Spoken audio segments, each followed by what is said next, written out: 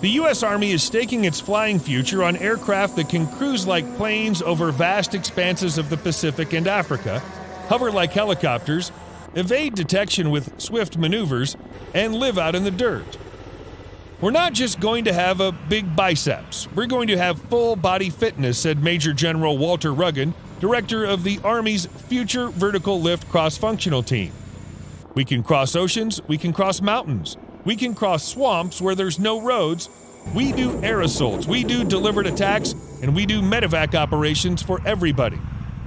The Future Vertical Lift program to replace the iconic Black Hawk and Apache helicopters is a crucial test to show the Army can modernize without delay and cost overruns after some high-profile failures over the last 20 years.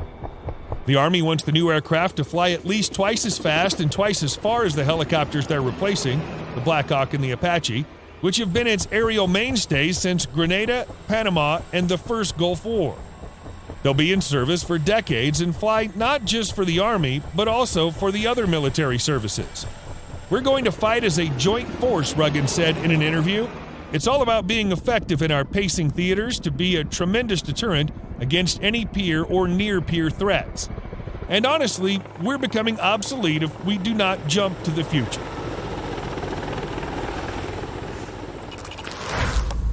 Competing teams.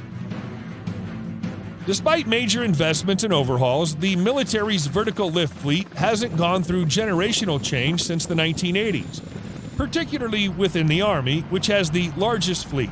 Andrew Hunter, director of the Defense Industrial Initiatives Group at the Center for Strategic and International Studies think tank, for the competing teams led by Lockheed Martin and Bell Textron, it could be a make-or-break moment.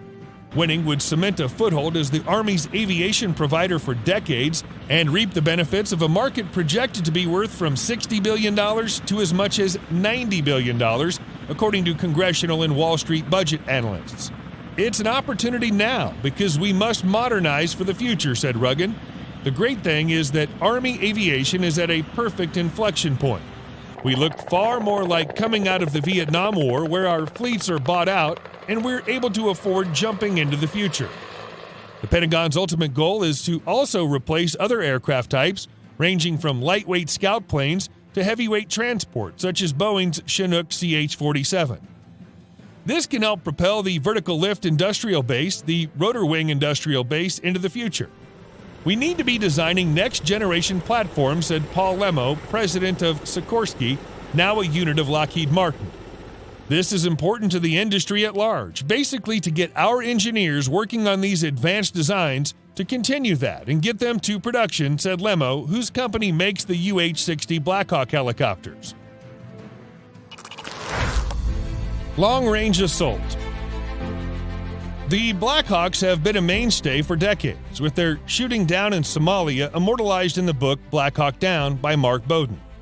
Now, with a request for proposals July 6th, the Army officially kicked off competition for the Future Long-Range Assault Aircraft, just one of the broader Future Vertical Lift program to replace the Black Hawks by 2030.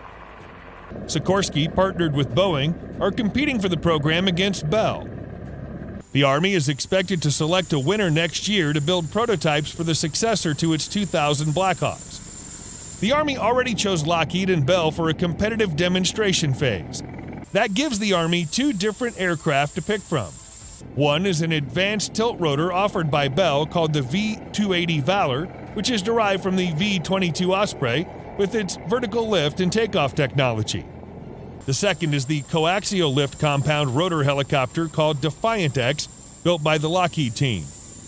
We're in desperate need of a clean sheet design, speed, range, and endurance. That's an exponential increase in capability. We're also vertical lift, so we're not tied to an airport. We're not tied to a seaport and able to be targeted, Reagan said. We operate in the lower tier in the air domain, so there's a lot of places to hide.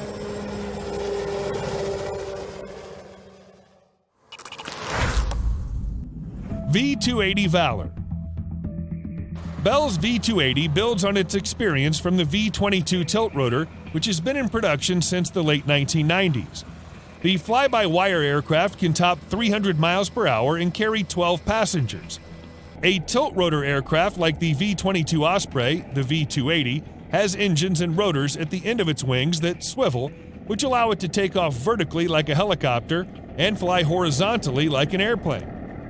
Valor is designed to have a cruise speed of 280 knots and a combat range of 500 to 800 nautical miles. The engine itself doesn't move like it does on the V-22, just the prop rotor tilts when it goes from vertical takeoff to cruise or vice versa, explained Bell's Terry Horner, a director of government relations and Army veteran. The straight wings are easier to build and reduce the manufacturing costs, he said. Maneuverability is across the spectrum. We're as maneuverable at high speeds as we are at low speeds, said Rob Freeland, a Bell Government Relations Director and Marine Corps veteran. One of the neat things about a tilt rotor is nothing is turning on the front side or the back side of the aircraft. Defiant X. The Defiant X team, a team effort of Lockheed's Sikorsky unit and Boeing, continues Sikorsky's new helicopter design, meaning it has an auxiliary propulsion system and uses twin coaxial rotors to provide lift and a pusher propeller to enhance speed. The Defiant X is a larger variant of Lockheed's Raider X, which is competing for the Light Attack program, making commonality a selling point. The propulsion system allows it to fly faster and farther than existing helicopters, Hunter said. Utility helicopters have to fly low and fast, land quickly, deliver troops, and escape while evading enemy forces and navigating complex terrain. Defiant X flies twice as far and twice as fast as the Black Hawk, but fits in the same operational footprint or takes up the same amount of space, according to the companies. The aircraft flies in excess of 230 knots, and the coaxial rotors, together with the pusher propeller in the back, give it extra maneuverability, said Sikorsky-Lemo. That really plays into this whole speed factor. While I won't say that we'll win a drag race against a tilt rotor aircraft, we have speed where it matters, Lemo said. What matters is the time that it takes to do a mission. Maybe in a straight line we're not the faster platform, but all the maneuvers that have to be done from the beginning of the mission, certainly at the end game when you get into the X, landing zone, that matters. Lessons from the past. Congress allocated $1.13 billion for the Future Vertical Lift program for this fiscal year, and the Army requested $1.56 billion for the effort in fiscal 2022, a 38% increase. The Army wants to show that it's learned from costly failures in recent decades and is now focused on critical technologies and affordability, said Colonel David Phillips, project manager for the Future Long-Range Attack Aircraft program. Those costly failures include the Comanche stealth helicopter program, which over 22 years resulted in 0 advanced choppers for the Army, the 2004 cancellation of the program, and a $6.9 billion taxpayer bill. Now Congress has empowered the Army with extremely important, more flexible buying authority, said Phillips, referring to non-traditional contracts that enable the military to rapidly buy prototypes or fund research. Future Attack. The Future Attack reconnaissance aircraft to replace Boeing's AH-64 Apache helicopters is on a later timeline than the Black Hawk replacement. But Sikorsky and Bell are competing for that one too, with the design fly-off taking place at the end of 2022. The Lockheed team is offering a scaled-down version of Defiant X called Raider X, while Bell is pursuing a concept that doesn't use tilt-rotor technology. The winners will be replacing helicopters that have helped define the post-Vietnam Army.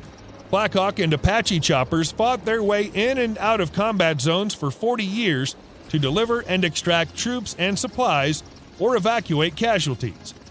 The Army has gone to school on the unsuccessful programs from the past, and teams are now focused on critical technologies and affordability, said Phillips, the project manager. What you are seeing underneath the water as the duck paddles very furiously is tremendous alignment in the Army aviation enterprise, Reagan said.